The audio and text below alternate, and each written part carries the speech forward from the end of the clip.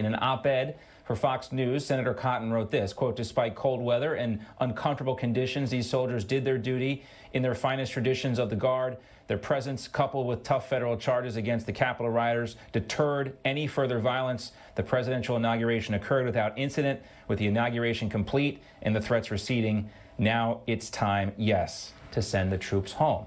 Let's welcome in now former congressional candidate from California's 43rd District, Joe Collins. He's also a Navy veteran. Joe, great to see you. Thank you for having me. I appreciate it. Do you agree with Senator Collins? It's time to send these guys home? Yes, absolutely. I don't think that they should have been there in the first place. I think if they were going to be there, they should have been there the weeks following, the weeks prior to the city finding out they were going to have incidents during President Joe Biden's inauguration. Yeah, we're now also learning, too, that the D.C. Metropolitan Police Department says that Officer Jeffrey Smith has died by suicide. This is the second officer to take his life after the Capitol Hill riots earlier this month. During his House testimony on Tuesday, Acting Chief Robert Conte slammed the Army's, quote, "tepid response to the riot."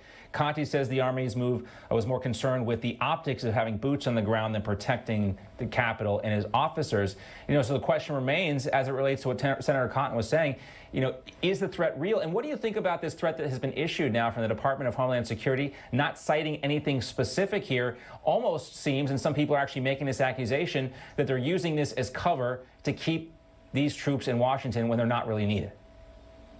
It might be. My thing is, I think the Department of Homeland Security is tremendously behind a power curve when it comes to issuing warnings to the public. Where was the Department of Homeland Security when people were shooting up nightclubs, when they were shooting up schools, when they were shooting up churches? Where was the Department of Homeland Security when Black Lives Matter and Antifa was destroying entire cities in this last past year? So they're behind the power curve. I think if you're issuing any type of warnings now, I think that, you're kind of late, and there need to be some changes made in the Capitol Police. They need to be changes made within the leadership department of the Homeland Security. And there also needs to be changes in our leadership of government. I don't think that this is anti-government movements. I think this is anti-government officials moving. But the only way that we can get rid of our elected officials is to elect new ones.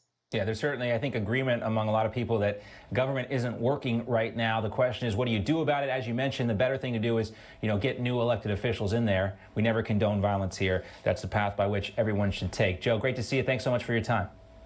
Thank you. Joe Collins.